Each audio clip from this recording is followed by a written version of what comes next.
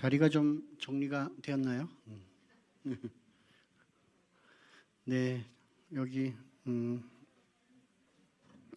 열린다 성경 참석하신 성도님들 주님의 이름으로 환영합니다. 잘 오셨습니다. 아멘. 오늘은 또 어떤 얘기로 시작을 해볼까요? 그 할아버지 한 분이 그 성당에 그 고해성사실에 들어왔어요. 그래서 이제 그 신부님께 말씀드린 거예요. 저는 나이가 75살이고 지난 50년간 결혼 생활을 유지해 오면서 단 한 번도 다른 여자를 바라본 적이 없습니다. 그런데 2달 전에 20살 먹은 너무나 아리따운 아가씨를 만나서 그만 외도를 저질렀습니다. 이렇게 얘기를 하는 거예요. 신부님이 아 그렇군요. 근데 그러면 2달 동안 성당에 안 오셨다는 겁니까? 그랬더니 그 노인께서 성당이요? 성당에 온 거는 오늘이 제 평생 처음으로 성당에 온 겁니다. 저는 불교 신자입니다. 그런 거예요.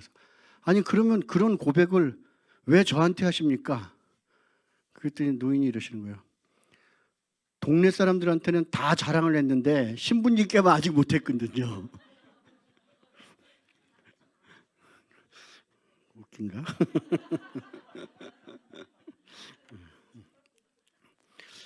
지난 시간에 공부했던 성막을 좀 간단히 복습을 하고 좀 넘어갔으면 합니다. 거꾸로 들었나?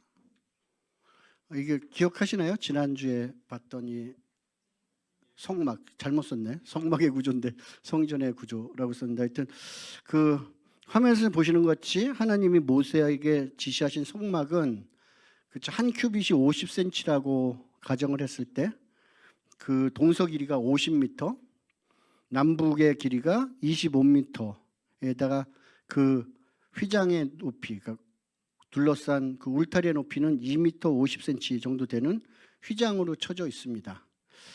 그리고 성막 안으로 들어가면 가로 세로 2.5m 크기의 높이 1.5m 되는 번제단이 있습니다. 번제단은 사막에서 자라는 시띠나무에 놋을 입혀서 만들었고 여기서 제물을 번제로 바치며 죄 용서를 받았습니다. 이는 마치 오늘날의 그리스도인들이 십자가 앞에서 죄를 고백하고 용서받아 영생을 얻게 되는 과정과 비슷하다고 할 수 있겠습니다. 그 다음에는 물두멍입니다. 하나 넘기면서 볼까요? 여기 순서대로 되어 있는데 이제 물두멍은 여인들의 놋거울을 녹여서 만든 것으로 거울처럼 자신을 그리고 자신의 죄를 들여다본다는 의미가 있다고 했습니다. 예수님이 제자들의 발을 씻어 주셨듯이 우리는 수시로 우리의 죄를 가지고 나와 이곳 물두멍에서 용서하심을 경험하게 됩니다. 하나님께서 물두멍의 크기를 규정하지 않으신 것은 하나님의 용서하심에는 한량이 없다는 것을 의미하고 그래서 이스라엘 사람들은 이 물두멍을 과장해서 놋바다라고까지 불렀습니다. 그리고 물두멍을 지나면 성막의 2번째 휘장을 만나게 됩니다. 성소로 들어가는 거죠. 그래서 성소 안에는 진설병상이 있고 또 남쪽으로는 7등잔이 있고 그리고 정면이 되는 서쪽으로는 분향단이 있었습니다. 진설병상 위에는 이스라엘의 12지파를 상징하는 12개의 진설병이 6개씩 이렇게 2줄로 진설되어 있고 이 떡들은 우리에게 살아있는 참떡이 되셔서 영생을 주신 예수님을 상징한다고 할 수 있겠습니다.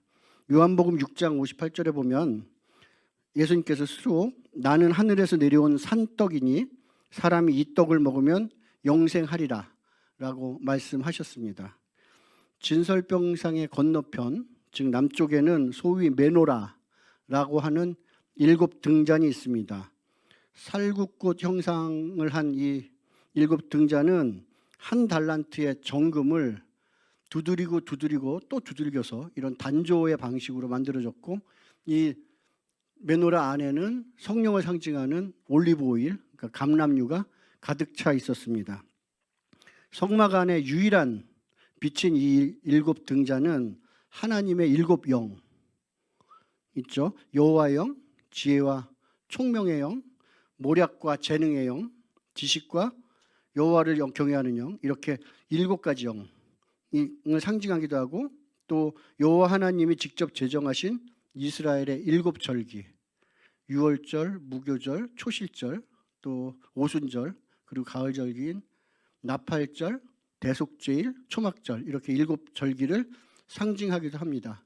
그리고 그 서쪽에는 이제 분향단이 있습니다. 제물이 바쳐지는 제단이 아니라 단지 향기로운 향만 피워 올리는 그러한 향단입니다. 이 향기는 성도들의 기도를 상징한다고 했습니다. 계시록에도 금향단의 모습이 묘사되면서 이 향기는 성도들의 기도들이라고 하는데, 계시록 5장 8절을 제가 대신 읽으면, 네 생물과 24장로들이 어린 양 앞에 엎드려 검은 고와 향이 가득한 금 대접을 가졌으니 이 향은 성도들의 기도들이라 라고 얘기하면서 성도들의 기도가 검은 고 소리와 함께 아름다운 향으로 올라간다고 묘사하고 있습니다. 그리고 예수님께도 한 여인이 귀한 향유 옥합을 깨트려서 아름다운 향기로 올려드린 사건이 있었습니다. 예수님은 온 천하에 어디든지 이 복음이 전파되는 곳에서는 이 여자가 행한 일도 말하여서 이를 기억하라고 말씀하셨습니다. 복음서 3군데에 다 이렇게 똑같이 적혀 있죠. 그리고 이 금향단을 지나면 성막의 세 번째 휘장을 만나게 됩니다. 그러니까 성소와 지성소를 나누는 그 휘장이죠. 이 세 번째 휘장에만 천사들이 수가 놓아져 있습니다. 지성소는 대제사장이 1년에 딱 한 번만 들어갈 수 있는 그런 장소였고, 그래서 세 번째 휘장과 천사들은 하나님이 거하시는 세 번째 하늘, 그러니까 즉 3층 천을 의미하기도 합니다. 그래서 놀랍게도 예수님이 십자가에서 돌아가시는 그 순간에 이 휘장이 위에서부터 아래로 쫙 갈라졌고, 그 안에 있는 속죄소가 온 천하에 이제 드러나게 되죠. 그리고 그 이후로는 대제사장만이 아니라 모든 성도들이, 또 대속죄일만이 아니라 언제든지 들어갈 수 있는 만민 제사장의 시대가 열린 것입니다. 그리고 그 휘장 안쪽을 지성소라고 합니다. 홀리 오브 홀리스, 그러니까 거룩한 중에 더 거룩하다라는 뜻의 지성소인데, 이 지성소는 그 크기가 가로 세로 높이가 똑같은 5m, 5m, 5m의 정육면체 모습을 하고 있습니다. 그러니까 숫자의 세제곱을 의미하는 정육면체, 이 정육면체는 성막의 지성소만이 아니라 솔로몬 성전의 지성소도, 솔로몬 성전이 아니죠, 그 스룹바벨 성전의 그 지성소도 정육면체였고, 또 새로 오는 새 예루살렘의 모습도 정육면체의 모습을 하고 있습니다. 그리고 지성소 안에는 언약궤 또는 증거궤가 있고, 이를 시은자, 그러니까 시은, 은혜를 베푼다 하는 시은좌, 은혜를 베푸는 자리라는 뜻의 한자로는 시은좌라고 그러고, 영어로는 mercy seat이라고 그래요. mercy seat, mercy를 베푸는 장소다 하는 mercy seat이 있습니다. 그리고 기억하실지 모르겠지만 언약궤를 설명하면서, 언약궤가 영어로 Ark of Covenant잖아요. 그래서 그 아르크, 방주라고도 표현되고 박스라고도 얘기할 수 있는 그 아르크에 대한 얘기를 했었죠. 성경에 나오는 세 가지 아르크. 첫 번째는 노아의 방주라고 얘기했던 노아스 아르크가 있었고, 두 번째는 모세의 갈대 상자라고 얘기했던 베이비 모세의 아르크가 있었고, 그 세 번째는 이 여기서 말하는 아르크 오브 커버넌트라고 얘기하는 언약궤를 아르크라고 얘기했어요. 근데 이 아르크 세 가지에 공통점이 있는데, 이거는 다 뭐냐면 물을 건너가면서 하나님의 생명을 보존했다는 거예요. 노아의 아르크는 그 홍수라는 큰 물을 지나가면서 그 안에 있는 그 그 노아의 가족 8명, 노아와 노아 부인과 세 아들과 세 며느리 해서 8명을 새로운 인류로 살아남겼죠. 그 아크 안에 넣어서. 그리고 그 모세 갈대 상자, 그 베이비 모세스 그 아크는 그 2살 미만의 이스라엘 아이들이 다 죽임을 당하던 그때 요게벳이라는 그 모세 엄마가 갓 이제 90일 정도 지나고 곧 100일이 안 된 모세를 그 파피루스 박스에다 만들어서 역청과 나무진으로 방수를 하고 어린 모세를 태워서 건너 보냈어요. 그리고 그 아이가 가서 바로의 공주에게 도착해서 목숨을 보존했죠. 그래서 그 모세가 이스라엘이라는 그 잉태되었던 아기지. 그러니까 70명이 400년 전에 이 이집트 땅에 들어왔는데 그 70명이 이집트 땅이라는 이집트라는 자궁이 없었으면 이미 다른 민족에게 먹혀도 먹히고 흔적도 없이 사라졌을 텐데 여기 들어옴으로써 고센 땅에서 보존이 된 거예요. 그리고 400년 동안에 70명이 근 200만 명으로 불어났어요. 그렇지만 이 안에 있었는데 이거를 홍해라는 양수가 터지면서 모세라는 그 작은 트리거가 40년 만에 거기서 이스라엘이라는 민족을 딜리버 아웃 꺼내냈죠. 그리고 그 민족이 탄생됐어요. 이스라엘이라는 생명을 그 아크에다 담아서. 그리고 아크 오브 커버넌트라는 이 언약궤는 예수 그리스도를 상징하는 3가지가 있었죠. 하나는 모세의 돌판, 언약 10계명이었고, 두 번째는 광야에서 먹었던 만나를 담은 항아리, 그 다음 아론의 쌍난 지팡이라는 이 3가지를 담고 요단강이라는 강을 건너서 하나님의 약속의 땅에 왔어요. 그리고 세월이 지나서 실제 구세주 예수 그리스도가 이 땅에 오셔서 그곳에서 나온 지 8일 만에 할례를 받고 그곳에서 놀랐습니다. 누가 얘기하시나 했어요. 켜져 있는데. 그런 일이 있었어요. 그래서 이 아크에 대한 얘기를 하면서 그 그리스도의 형상이 담겨져 있었다는 얘기를 했었고요. 그 다음에 이 언약궤를 그러니까 밑에 있는 거고 그 위에 보면 덮은 금판이 보이시죠? 그 위에는 두 그룹이 앉아 있고 그래서 언약궤를 덮는 이거를 씌운 자, 멀시시라고 하는데 이 멀시시 위에는 서로 날개를 마주한 두 천사가 저렇게 앉아 있습니다. 마치 예수님이 부활하신 무덤 안에 두 천사가 앉아 있었던 것과 비슷한 모습이죠. 이 전체를 가르쳐서 속죄소, 즉 죄를 속해주는, 죄를 용서해주는 장소라고 부릅니다. 그런데 지성소 안에 이 멀시시이 있듯이 십자가 위에도 속칭 멀시시라는 것이 있었습니다. 십자가에 달린 죄수가 엉덩이를 살짝 걸칠 수 있을 정도의 작은 나무 토막, 붙어있던 나무 토막을 이루는데 로마인들은 잔인하게도 이거를 멀시시트, 그러니까 은혜의 보좌라고 불렀습니다. 구약시대의 이스라엘 백성은 지성소의 시은자, 그러니까 멀시시트 앞에서 한시적인 죄사함, 1년씩 유예되는 죄사함을 받았다면 신약시대의 성도들은 또 다른 시은자가 있는 바로 이 십자가에서 영원한 죄사함을 받습니다. 지성소의 시은자가 이제는 십자가의 시은자로 대치된 것입니다.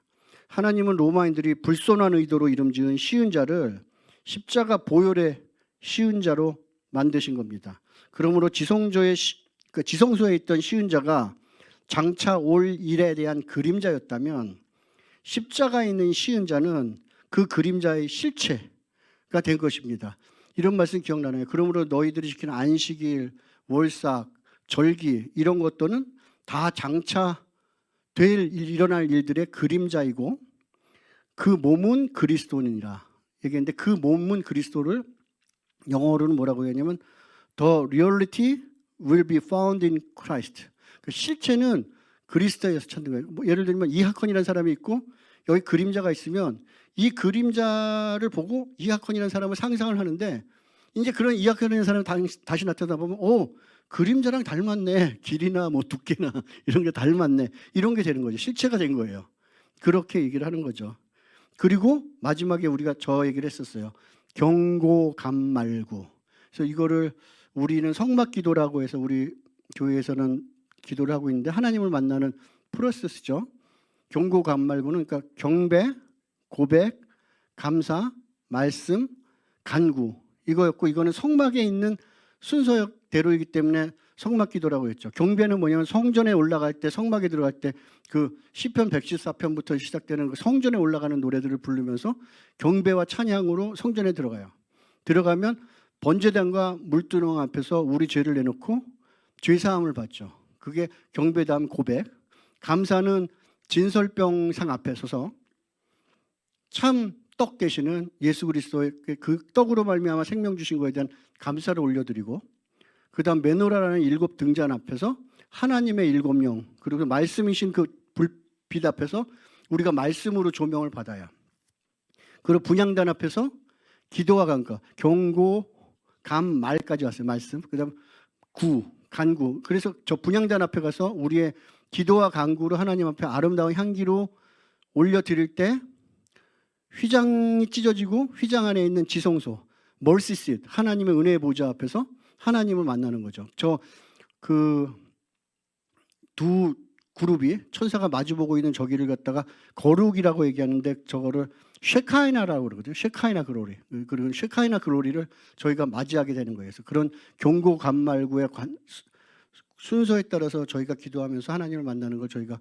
많이 훈련도 했고 또 큐티 시간에 하는 걸로 알고 있어요. 그래서 그런 걸로 저희가 이제 복습을 했는데, 이렇게 복습을 하는 이유는 그 성막과 성전이 같은 맥락이잖아요. 그러니까 뭐냐면 성전은 수시로 이제 광야에서 만들어져서 광야에서 40년 동안 떠돌고 그 위에 구름이 있다가 구름이 쫙 기둥처럼 올라가면 짐을 다 싸고 이스라엘이 야 저 구름 올라간다. 그럼 떠날 때가 된 거야. 그럼 짐 싸고 여기도 다 저 채가 있는 거, 그러니까 고리가 있는 거는 다 이동형이어서 레위 사람들 제사장들이 어깨에다 저걸 다 둘러맨 거거든요. 그리고 구름 기둥이 움직이면 다 출발하고 구름 기둥이 쓰면 쓰고 뭐 짧았을 때는 며칠이지만 길었을 때는 뭐 11개월, 1년까지도 그 자리에 있었고 막 급할 때는 막 4일, 5일 만에 또 이동하고 이런 거를 그냥 구름 기둥 보고 움직였단 말이에요. 그리고 가나안에 와서도 가나안 땅에 들어와서도 뭐 계속 옮겨 다니고 기랏 여야림까지 있다가 나중에 올라올 때까지 계속 이동형이었다가 그거를 한 군데에서 솔로몬이 정착을 시켜서 거기다 성전을 만들었는데 맥락은 똑같아요. 저 순서대로 성전문, 번제단, 물두멍 개수만 늘어났지 인구가 늘어났으니까 그런 것뿐이지 모든 순서가 같았기 때문에 이 뭐라고 그러나 복습이 중요한 겁니다. 그래서 성막을 그래서 다시 한번 본 거고요. 이스라엘이 방금 말씀드렸던 것처럼 하나의 민족으로 또 그 국가적인 정체성을 갖게 된 가장 큰 사건은 주님 얘기하시는 그 이집트를 탈출한 출애굽 사건이랑 시내산 계약 사건이죠. 그러니까 40일 동안 모세가 시내산에 올라가서 하나님을 만나고 그 소위 말하는 율법이라는 계명, 10계명, 계명들을 받아가지고 내려왔어요. 그리고 그대로 그 다음에 다시 또 모세가 올라가서 40일 동안 하늘 성막을 보고 그 하늘 성막대로 하나님이 너희가 성막을 지어라, 하늘 성전대로 성막을 지어라 하는 걸 듣고 성령 그대로 이제 하게 되죠. 그 동안에 뭐 이 밑에서는 금송아지 사건도 있었고 뭐 반역 사건도 있었고 여러 가지가 있었지만 그래서 두 가지 사건이 이제 메이저예요. 출애굽과 그 다음에 시내산 계약 또는 언약 사건이죠. 시내산 계약은 이스라엘 백성이 하나님의 거룩한 백성으로 불리며 하나님과 이제는 뗄래야 뗄 수가 없는 그러한 관계가 형성된 것이고, 하나님이 지시하신 성막은 시내산 계약이 지속적으로 갱신될 수 있도록 하는 장소입니다. 그래서 이집트를 탈출한 이스라엘을 시내산으로 인도하신 하나님의 목적은 이스라엘과 언약을 맺기 위함이었고, 그 언약의 최종 목적은 이스라엘을 제사장 나라요, 거룩한 백성으로 만들어서 이를 통한 전 인류의 구원을 이루시는 그 원대한 계획 속에 신해산 계약이 만들어진 것이죠. 그리고 보면 이제 성경의 두 번째 책이 출애굽기죠. 엑소도스라고 얘기한 그 출애굽기는 성전을 이렇게 만들어서 성막을 이렇게 다 만들어서 봉헌하는 걸로 출애굽기가 끝이 납니다. 그러니까 출애굽기 결론은 하나님은 시내산에서 이스라엘에게 율법이라 불리는 언약을 주셨고 이스라엘의 속성을 인간의 속성을 아니까 만일 이스라엘이 이 언약을 제대로 이행하지 못했을 경우에 성막으로 돌아와서 제사를 통해서 이 언약을 갱신할 수 있는 길을 하나님이 열어주신 거예요. 그렇기 때문에 성막이 시내산 언약을 유지할 수 있는 통로가 된다는 것을 암시하고 있죠. 그래서 항상 1년에 한 번뿐만 아니라 죄를 지을 때마다 이 성막에 돌아와서 다시 언약을 갱신하고 하나님한테 다시 언약을 이제 다시 유지할 수 있는 길이 된 거죠. 이러한 성막이 광야를 거쳐 가나안 땅의 이곳저곳을 돌아다니다가 480년이 지나서야 비로소 한 장소를 정해서 성전 공사를 시작하게 됩니다. 열왕기상 6장 1절을 제가 대신 읽어드리면 이렇게 되어 있어요. 이스라엘 자손이 이집트 땅에서 나온 지 480년, 솔로몬이 이스라엘 왕이 된 지 4년째 되는 해 12월, 곧 둘째 달에 솔로몬은 주의 성전을 짓기 시작하였다 라고 얘기를 해요. 이렇게 지어서 7년 동안 이제 짓는 거죠.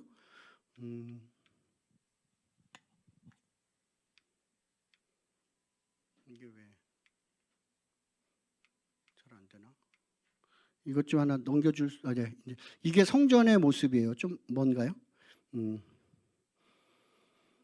성전의 구조가 성막의 구조와 거의 동일함에도 오늘 다시 성전을 살펴보는 이유는 예수님이 거하시던 이 성서 시대라고 불리는 시대는 이 성전은 유대인들의 삶의 터전이에요. 그리고서 삶의 중심이죠. 그렇기 때문에 예수님도 여러 가지 예수님이 행하신 여러 공생의 사역 중에 많은 부분이 성전 안에서 안나스의 상점이 있는 이방인의 뜰 아니면 뭐 솔로몬 행각 조금 이따 말씀드릴 제사장의 뜰 여인의 뜰 이런 데서 많은 사건들이 있었어요. 그 말씀하셨던 것이 그렇게 중요하고 사실 이스라엘은 바벨론 포로에서 돌아온 이후에 우리의 실패가 뭐냐 우리가 왜 나라도 망하고 포로가 돼서 70년이나 살다 왔냐에 대한 결론을 하나님을 잃어버렸기 때문이라고 생각했어요.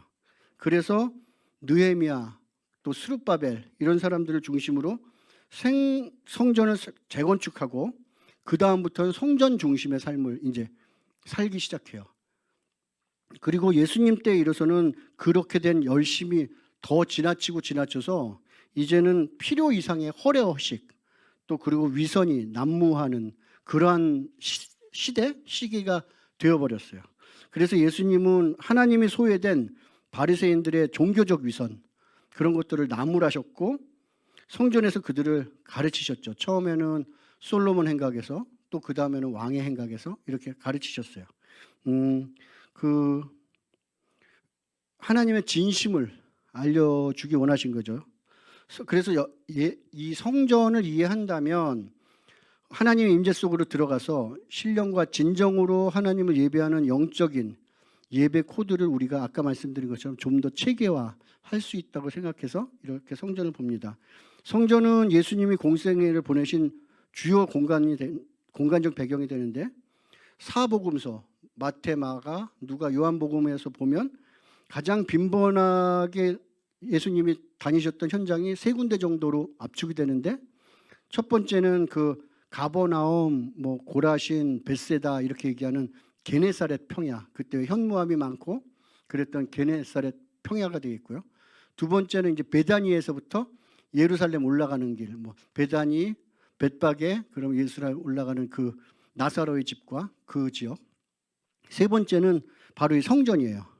특히 갈릴리에서 이제 주님이 게네사렛에서 주로 사역하셨지만 6월절이나 초막절 같은 절기가 되면 역시 그 율법에 따라 예수님도 늘 예루살렘에 있는 이 성전을 방문하셨죠. 그러니까 매년 방문하신 거예요. 그 공생애 때뿐만이 아니라. 그리고 이제 그림에 보이는 것이 예수님 당시에 성전입니다. 저게 헤롯 성전인데 원래는 이보다 작은 크기의 스룹바벨 성전이었는데 이제 에돔, 그러니까 이스라엘 사람이 아니죠. 에돔 출신의 헤롯이 이제 왕이 되면서 로마로부터 그 허가를 받고 그 다음에 본인이 유대인이 아니어서 더 그런 열심을 냈을 수도 있는데 그 정통 유대인들 아니면 유대인들에게 환심을 사기 위해서 무려 기원전 18년부터 46년 동안 이렇게 성전을 계속 증축했어요. 요즘으로 보면 헤롯은 위대한 건축가예요. 진짜 이스라엘에서 가서 보면 그 이 서쪽 벽 아직도 남아 있는 벽에 보면 그 바위 하나가 뭐 10톤 이상 되는 바위들인데 그 아귀가 아직도 딱딱 맞아 있어요. 흔들림이 없어. 그 저게 2000년 전인데 그때 어떤 그 공법으로 토목 공법으로 그렇게 큰 바위들을 들어가서 그렇게 한 1cm 오차도 없이 그렇게 딱딱 맞췄는지 정말 위대한 건축가가 헤롯이었던 것 같아요. 그리고 이 안에 보면은 이제 이게 남동쪽에서 성전을 바라보는 것인데 그 가운데 있는 부분이 성전이고 성전이 지금 동쪽으로 문이 나 있는 거예요. 그 수산 게이트 앞으로 해서 동쪽으로 되고 성막이랑 똑같이 그리고 그렇게 여인의 뜰을 지나서 성소로 들어가는 거고 저 북쪽 끝에가 이제 안토니우스 그 요새라고 얘기해서 로마 천부장이 저기 로마 군인이 주둔해 있었어요. 그래서 이게 이 성전의 남쪽 야들은 이방인의 뜰이라고 해서 안다스 제사장의 상점 뭐 이런 거 있어서 성전에 오는 사람들 그 성전세에 하는 돈도 환전해주고 뭐 비둘기도 팔고 염소도 팔고 뭐 양도 팔고 이러던 지역이었다면 저 북쪽 지역은 로마 병사들이 저기서 수시로 뭐 행사를 했어요. 뭐라 그러나 그런 하여튼 여러 가지 군사 훈련도 하고 그러면서 감시를 하고 있었던 그러한 힘으로 제압한다 그런 장소로 돼 있고 가운데가 이제 성전입니다. 그런데 이 성전이 위치한 장소가 예사롭지가 않습니다. 오늘날 이스라엘 성전이 있는 자리에는 현재는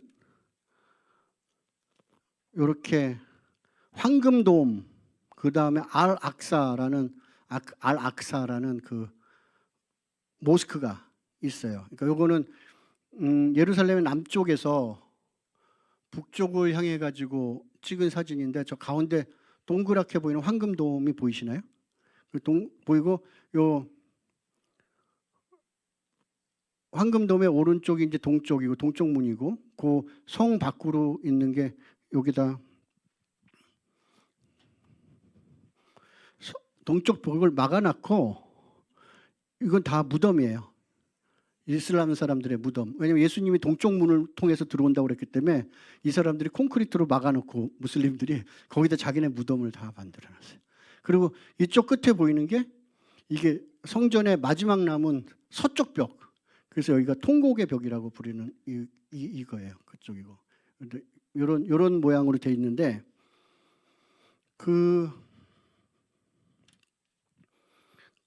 이 황금돔은 언제 세워졌냐면 638년에 이슬람 전사들이 예루살렘을 정복하고 그 다음에 세운 겁니다. 그리고 사진에 보이는 저 황금돔 안에는 잘 안 보이실 것 같은데 소위 말하는 파운데이션 스톤, 기초석 파운데이션 스톤이라는 이게 다 돌이거든요. 이 돌이 있어요. 근데 이 돌이 의미가 있는데 뭐냐면 이 바위죠. 바위는 단순한 바위가 아니라 엄청난 큰 바위산의 맨 정상 부분이에요. 저 밑으로 쭉 바위산이 있는 거예요. 그 바위산 마치 빙산의 일각 그럴 때 왜 수면으로 드러난 빙산은 조그맣지만 그 밑으로 엄청나게 큰 빙산이 있는 것처럼 이거는 지표면 위로 드러난 바위산의 일각이 저렇게 돼 있는 거예요. 그런데 이 바위는 아브라함이 이삭을 제물로 바쳤던 바로 그 바위입니다. 그래서 성전이 생기기 전에, 그러니까 템플마운트 성전을 짓기 전에 이 성전산의 원래 이름은 모리아산이에요. 모리아산. 그래서 창세기 22장 2절에 보면 여호와께서 이르시되 내 아들 내 사랑하는 독자 이스라엘을 데리고 보세요. 이스마엘도 있었거든요. 근데 독자 이삭이라고 얘기하세요. 하나님은요. 이스마엘을 아들이라고 생각 안 하셨나 봐. 그러니까 독자 이삭이죠. 14살 많은 형이 있었음에도 불구하고 독자 이삭을 데리고 모리아 땅으로 가서 내가 내게 일러준 한 산 거기서 그를 번제로 드리라. 청천벽력 같은 말씀이죠.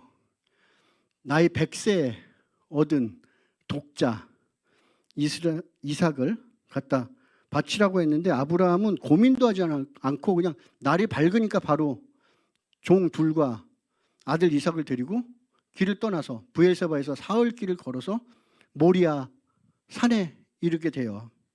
근데 후일 어떻게 그럴 수 있었어 하는 거에 대해서 히브리서 기자는 히브리서 11장 17절 19절에서 이렇게 얘기합니다. 믿음으로 아브라함은 시험을 받았을 때 이삭을 바쳤습니다. 약속을 받은 그가 그 외아들을 기꺼이 바치려 했던 것입니다. 왜냐하면 일찍이 하나님께서는 아브라함에게 말씀하시기를 이삭에게서 너의 자손이라 불릴 자손이 태어날 것이다 라고 하셨습니다. 진짜? 그래서 찾아봤어요. 그때 창세기 21장에 보면 이게 있어요. 그러니까 86세에 그 몸종 사라의 몸종 하갈에서부터 이스마엘을 낳고 100세 그러니까 14년 후면 딱 다윗의 숫자예요. 14년 후에 이삭을 낳았는데 가만히 보니까 이스마엘이 동생 이삭을 이뻐하는 게 아니라 자꾸 놀리고 창피 주고 이러는 거예요. 그래서 사라가 저 하갈이랑 이스마엘을 내쫓읍시다. 그래서 아브라함이 고민에 빠졌죠. 그래도 쟤네들 어떻게 광야로 내쫓냐. 그때 하나님이 뭐라고 그러냐면 너 그 아이와 그 어미를 걱정하지 말고 내 아들 사라의 말대로 해라. 왜냐하면 앞으로 이삭에서 나오는 자손들만이 너의 씨라고 불릴 것이다. 얘기하셨어요. 근데 생각해 보세요.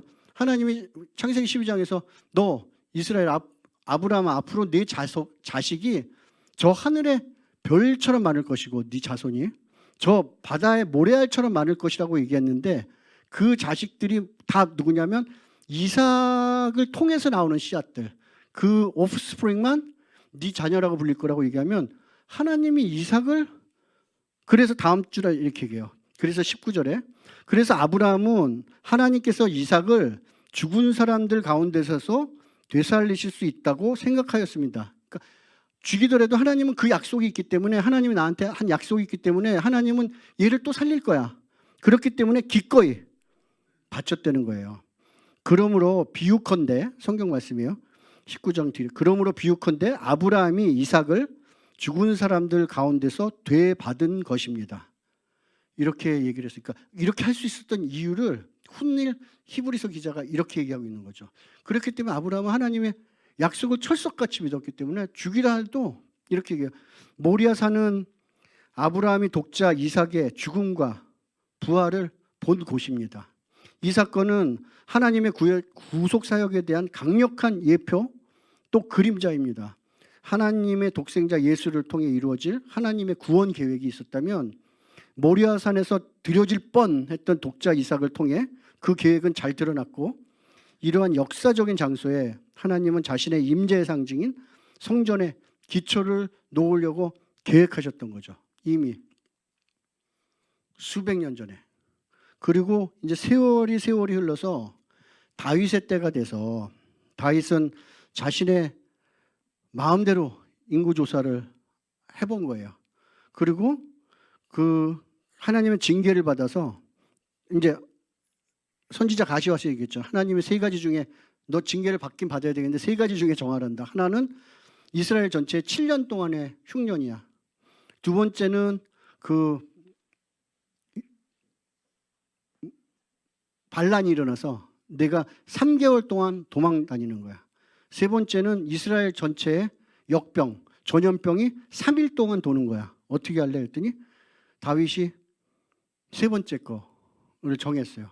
그래서 3일 동안 전염병 했는데 3일 동안 무려 7만 명이 죽었어요. 7만 명이.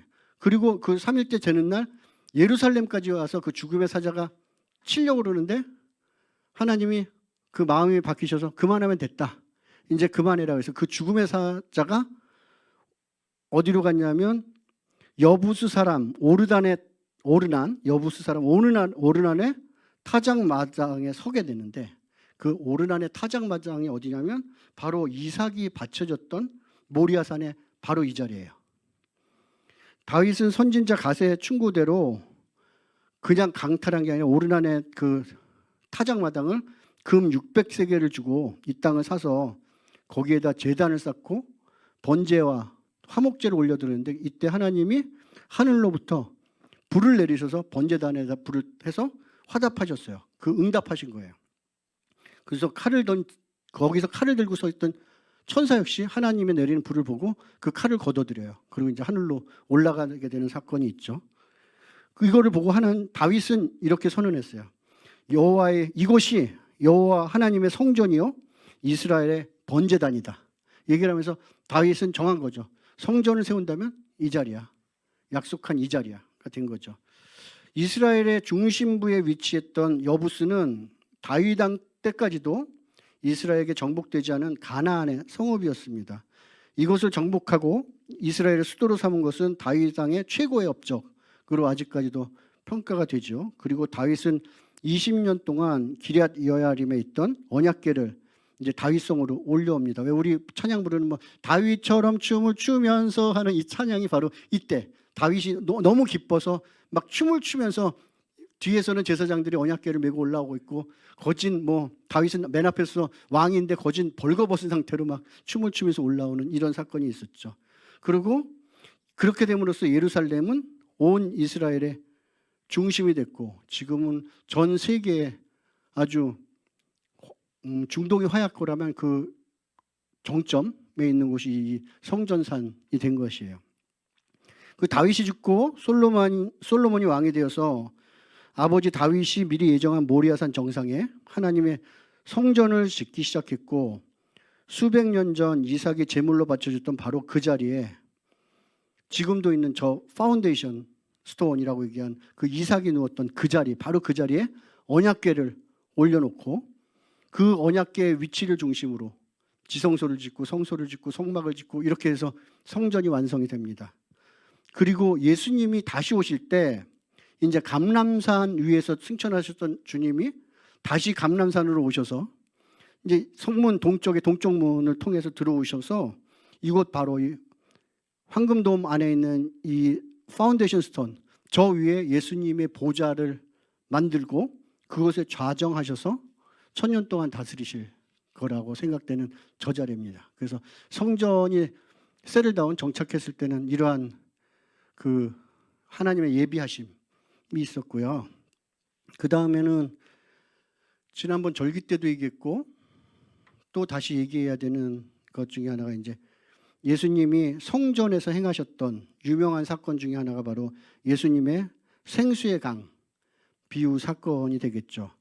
성경은 이날이 명절 끝날 곧 큰 날이었다고 얘기하는데 요한복음 7장 37절 38절을 제가 대신 읽겠습니다.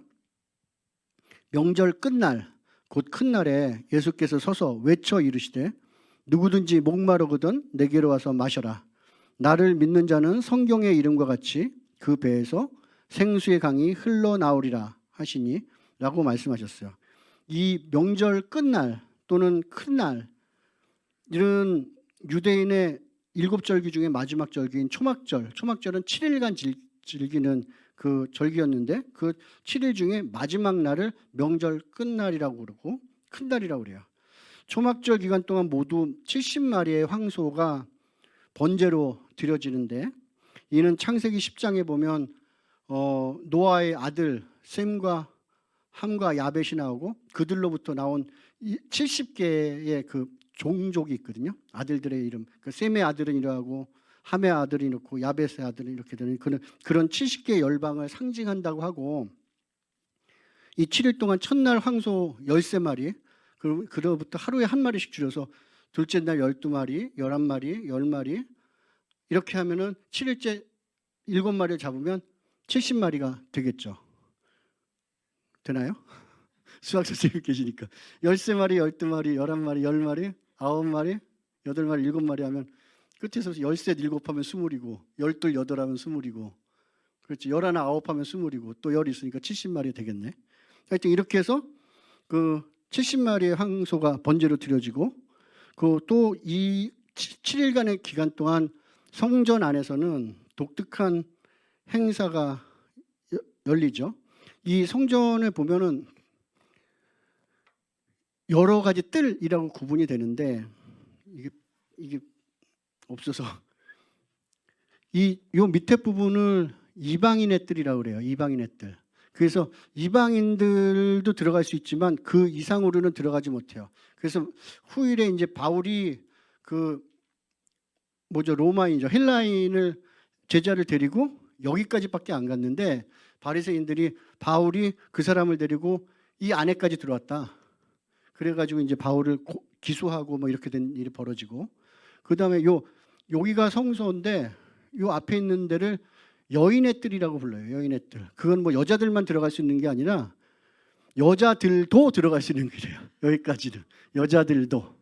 그 다음에 이거를 이스라엘의 뜰이라고도 그러고 제사장의 뜰이라고 그러는데, 근데 여기 요 안에 들어가면 이제 번제단 물두멍이 있어요. 그래서 제사장들만 들어갈 수 있는데 이스라엘은 누가 들어가냐면 그 희생제물을 가져온 희생양을 가져온 이스라엘 사람은 이스라엘 성인 남자는 들어갈 수 있어요. 왜냐하면 하는 일이 달라. 그 제물을 가져온 사람은 거기다 안수하고 잡고 죽이고 그 다음에 그 가죽을 벗기고 각을 뜨는 거는 가져온 사람이 하고, 그 죽인 다음에 피를 받아서 제단에 붓고 각을 다 떠놓은 거를 제단에다 태우고 그 짐승의 가죽을 취하고 하는 건 제사장들이 취하기 때문에 둘이 같이 협업을 해야 되거든요. 하는 일이 달라. 그래서 분업되어 있기 때문에 그래서 들어갈 수 있는 그곳이에요. 근데 그러니까 평소 번제단과 물두멍 있는 제사장들은 이렇게 제한되어 있는데 요 7일 동안만큼은 다른 사람들도 일반인들에게도 공개가 되는 그러한 축제 기간이에요. 그래서 여기서 항상 하는 두 가지 큰 행사는, 첫 번째는 물을 붓는 관제 의식이거든요. 관제를 리베이션이라고 하는 이 관제 의식은 이 기간 동안 대제사장이 순례자들 같이 실로암 연못으로 가서 물을 퍼와요. 그리고 그 물을 번제단 위에 붓는 의식, 즉 관제를 했는데, 평소에는 포도주만을 붓던 관례 대신 초막절에는 물과 포도주를 함께 부으며 이제 우기가 시작되니까 비의 축복을 간구하는 기우제도 됐어요. 근데 보세요. 여기가 지금 해발 750m, 800m 되는 데고 이 밑으로 여기가 다윗성이에요.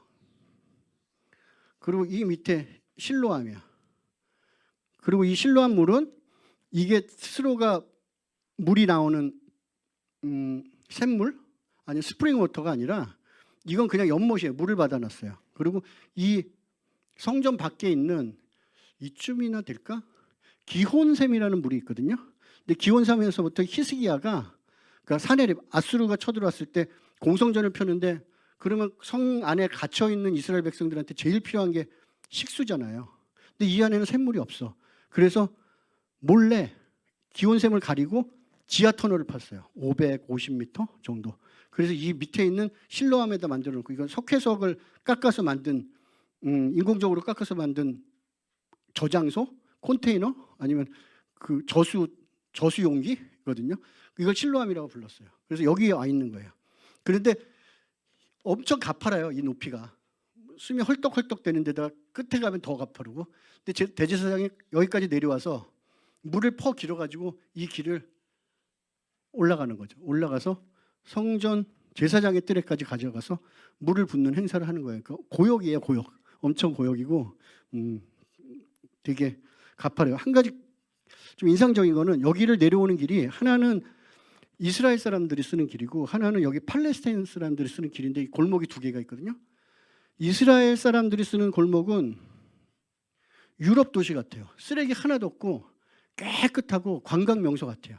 근데 바로 옆 골목은 팔레스타인 사람이거든요. 거기는 중동의 가난한 나라 동네 같아요. 막 우리도 말하면 포니1, 포니2 버려진 차들 그냥 그대로 썩어가고 있고, 막 타이어 태웠다 막 버려진 거 쓰레기, 온갖 쓰레기가 난무하고 엄청 더러워요. 그런데 이스라엘의 길은 관광객들이 막 빠곡한데 이쪽 길은 안 가. 더럽고 그러니까. 그러면서 저는 그런 생각을 했어요. 그 무슬림 영, 이슬람의 영이 더럽구나. 그 왜 파리라고도 얘기하잖아요. 그렇게도 표현되는데 그런 생각을 했어요. 그러니까 누구 어떤 영이 다스리냐에 따라서 그렇게 길에서도 차이가 나는 것을 느꼈던 것 같아요. 하여튼 그렇고 두 번째 행사 이제 관제, 첫 번째는 관제 행사고 두 번째는 예루살렘 남서쪽에 모짜라는 마을이 있는데 거기 시내가 있거든요. 시냇물이 흐르거든요. 그래서 시냇물에는 꼭 옆에는 버드나무 가지가 있잖아요. 그래서 거기 있는 버드나무를 가져와서 큰 가지는 여기다 세워놓고 작은 가지는 흔들어요. 흔들면서 그 시편 118편 25절을 노래하는데요. 그 노래가 이거예요. 여호와여 구하옵나니 이제 구원하소서. 여호와여 구하옵나니 이제 형통하게 하소서. 그리고 그 다음에 이제 주님의 이름으로 오시는 이는 복되도다 하는 26절. 바루카바 바셈 아도나이. 아도나이가 사실은 유드헤이 바브헤이인데 그냥 아도나이라고 부르죠. 바루카바 바셈 이렇게 되는 거 야훼. 근데 이 기도문 25절에 반복되는 여호와여 구하옵나니를 히브리어로는 호시아나라고 불러요. 호시아나. 그래서 호산나 찬양이 여기서 나온 거예요. 그러니까 호시아나인데 그냥 호산나 호산나 그러는 게 이 찬양이거든요. 그래서 유대인들은 물이 없으면 죽어가는 버드나무가지를 흔들면서 그 가지가 이파리가 다 털어질 때까지 땅에다 치거든요. 그러면서 하나님의 구원을 갈구하는 호산나를 외쳤고 명절 끝날 즉 초막절 마지막 날을 유대인들은 호산나 라바라고 부르는데 이날은 다른 날과 달리 큰 날이라는 뜻이에요. 그러니까 큰 구원의 날. 호산나가 구원하옵시다면은 라바가 크다는 뜻이고 그러니까 크게 구원한다 해서 큰 구원의 날이라고 부르는 거예요. 명절 끝날 곧 큰 날인데 큰 구원의 날이라고 부르죠. 이날 번제단 옆에 버드나무를 세워놓고 이 행사 기간 동안은 매일 한 바퀴씩 도는데 이제 7일째 되는 요 마지막 날에는 한 바퀴가 아니라 7바퀴를 돌아요. 마치 어떤 거 생각나시는 거 없어요? 그래요. 여리고성에 왔을 때 일주일 동안 여리고성을 돌았는데 처음 여섯째 날까지는 하루에 한 번씩만 돌다가 일곱째 날에는 7번 돌고 그 쉐파르라고 하는 양각 나팔을 불 때 이스라엘 백성들이 일제히 동시에 함성을 와 부르니까 여리고성이 무너져 내렸죠. 그런 어떤 큰 구원, 큰 승리를 상징하는 거 아닌가 하는 그런 생각을 저도 좀 해봤어요. 그렇게 되고 그러니까 생각해 보면 평소에는 제사장들만 허용되고 이게 조용하고 거룩하고 엄숙한 피가 흘려지는 이 제사장의 뜰에 오늘은 이스라엘의 모든 남자와 여자들 그리고 어린아이들까지 들어와서 지금 호산나 호산나 외치면서 그냥 이 열띤 행사를 하니까 예수님이 목소리를 높이지 않을 수가 없었던 거죠. 왜냐하면 안 그러면 안 들려. 이렇게 시끄러우니까. 그래서 예수님이 명절 끝날 곧 큰 날에 예수께서 서서 외쳐 이르시되 누구든지 목마르거든 내게로 와서 마셔라. 나를 믿는 자는 성경의 이름과 같이 그 배에서 생수의 강이 흘러나오리라 얘기를 했죠.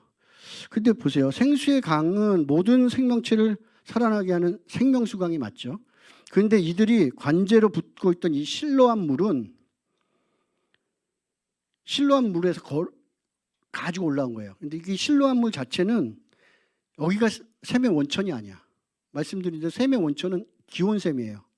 마찬가지로 믿는 자들의 배에서 생수의 강이 넘쳐난다고 그랬는데 그렇다고 그 생수의 강의 원천은 믿는 자가 아니야.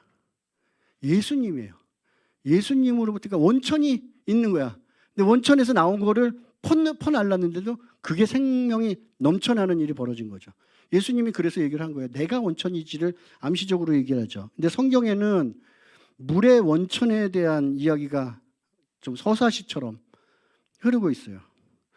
창세기에 보면 이렇게 되죠. 창세기 2장 10절 제가 읽으면 강이 에덴에서 흘러나와 동산을 적시고 거기서부터 갈라져 네 근원이 되었으니 첫째의 이름은 비손이라 금이 있는 하윌라 온 땅을 흘렀으며 둘째 강의 이름은 기혼이라 구스 온 땅을 둘렀고 셋째 강의 이름은 히데겔이라 아스루 동쪽으로 흘렀으며 넷째 강은 유브라데스 강이에요.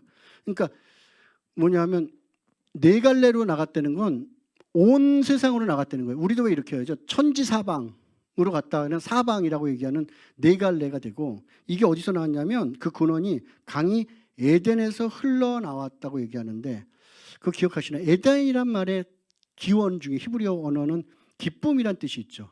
그럼 이 기쁨이 위치적으로 어디일까? 기쁨은 하나님의 마음속이에요. 하나님의 가슴 속에 그 기쁨이 있잖아요. 그럼 에덴으로부터, 기쁨으로부터 물이 흘러나왔다고 했을 때 이 강들, 사방으로 천지사막으로 나간 이 네 강들의 기원은 하나님 자신이에요. 하나님으로부터 이 강들이 나왔기 때문에 그 원천은 마치 생수의 강의 원천이, 믿는 자들의 생수의 강의 원천이 예수님이듯이 이 에덴에서 나온 그 강의 원천은 하나님이신 거죠.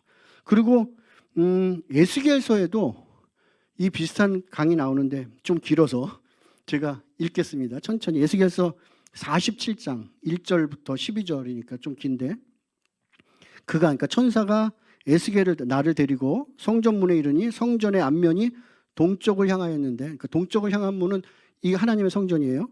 그 문지방 밑에서 물이 나와 동쪽으로 흐르다가 성전 오른쪽 제단 남쪽으로 흘러내리더라. 그 사람이 손에 줄을 잡고 동쪽으로 나아가면 천척을 측량 후에 내게 그 물을 건너게 하시니 물이 발목에 이르더니, 앵클딥이에요. 앵클딥. 다시 천척을 측량하고 내게 물을 건너게 하시니 물이 무릎에 오르고, 니딥이 되죠. 니딥. 다시 천척을 측량하고 내게 물을 건너게 하시니 물이 허리에 차고, 웨스트인가요? 웨스트 딥이 됐어. 다시 천척을 측량하니까 네 번째 측량한 거예요. 물이 내가 능히 건너지 못할 강이 된지라. 그 물이 가득하여 헤엄칠 만한 물이요 사람이 능히 건너지 못할 강이더라. 큰 강이 돼버린 거예요. 그가 내게 이르시되 인자야 네가 이것을 보았느냐 하시고 나를 인도하여 강가로 돌아가게 하시기로, 내가 돌아가니 강 좌우편에 나무가 힘이 많더라. 내가 이르되 이 물이 동쪽으로 향해 흘러 아라바로 내려가서 바다에 이르니, 이 바다는 사해예요. 염해. 이 흘러내리는 물로 그 바다의 물이 되살아나리라. 이 물이 이르는 곳마다 번성하는 모든 생물이 살고 또 고기가 힘이 많으리니 이 물이 흘러들어가므로 바닷물이 되살아나겠고 이 강이 흐르는 각처의 모든 것이 살 것이며, 마지막 절이에요. 강 좌우가에는 각종 먹을 과실나무가 자라서 그 잎들이 시들지 아니하며 열매가 끊이지 아니하고 달마다 새 열매를 맺으리니 그 물이 성소를 통하여 나옴이라. 그 열매는 먹을 만하고 그 잎사귀는 약재료가 되더라. 무슨 얘기냐면 성전에서부터, 그러니까 하나님의 보좌로부터 물이 쫄쫄쫄쫄 나와서 천척을 갔는데 발목, 또 천척을 갔는데 무릎, 또 천척을 갔는데 허리춤이 왔는데 다시 천척이 되니까, 그 뭐냐면 이게 기하급수로, 익스포넨셜로 늘어난 거예요. 기하급수적으로. 그래서 마지막 천척이 됐을 때는 내 키를 훨씬 넘어서 헤엄을 쳐서야 건널까? 아니, 사람은 이 정도는 못 건너 하는 정도의 물이 됐는데 그 물이 바다로 들어갔어요. 아, 이런 거 있죠. 찬양 중에 물이 바다 덮음 같이. 물이 바다 덮음. 아니, 바다가 온통 다 물인데 무슨 물이 바다를 또 덮어?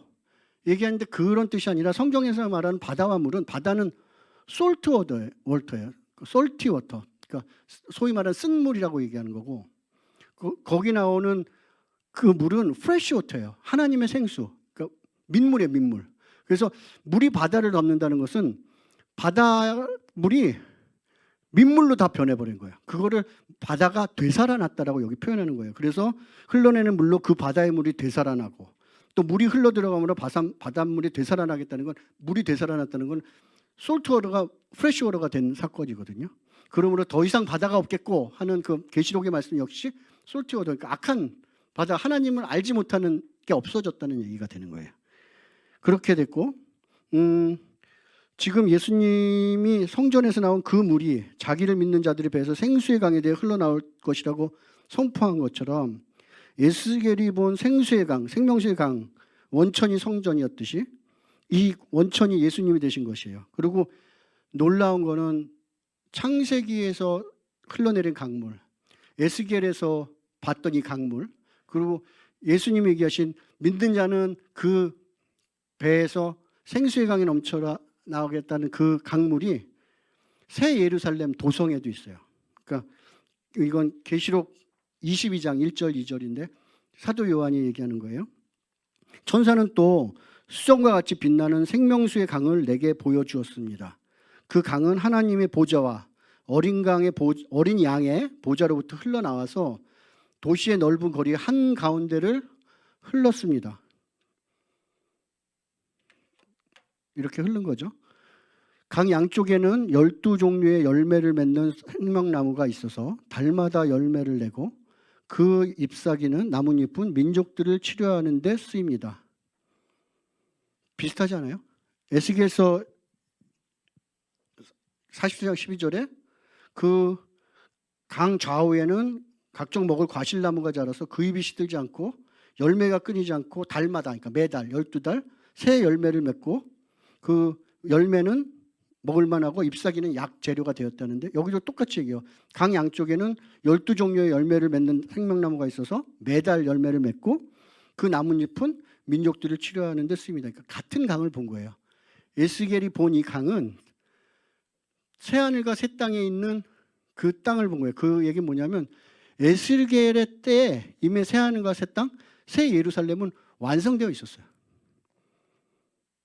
완성되어 있어요. 이거를 우리 신학적으로는 already but not yet, 이미 그러나 아직이라고 얘기하는, 이게 바로 그러니까 시간의 타임, 이건 이제 나중에 제가 마지막 때 하나님의 때라는 거에서 이것에 대해서 자세하게 말씀드리겠지만 이미 하여튼 already but not yet이 이루어진 상태죠.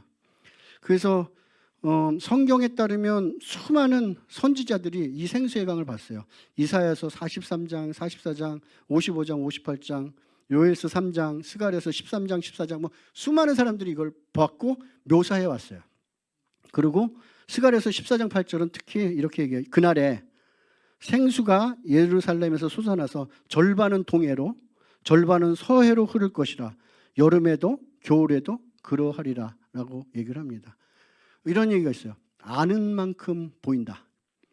예수님이 그냥 서서 어느 날 느닷없이 목소리 높여서 뜬금없이 목마른 사람은 내게 와서 마시라 한 것이 아니라, 예수님이 이 말씀을 하실 때는 예수님의 머릿속에서는 창세기에 있는 그 사방으로 흘러내린 그 물, 그리고 에스겔이 봤던 그거, 그 다음에 마지막 때 새하늘과 새 땅의 그 새 예루살렘 도성의 한가운데를 도도하게 흐를 그 강물을 예수님은 다 보신 거예요.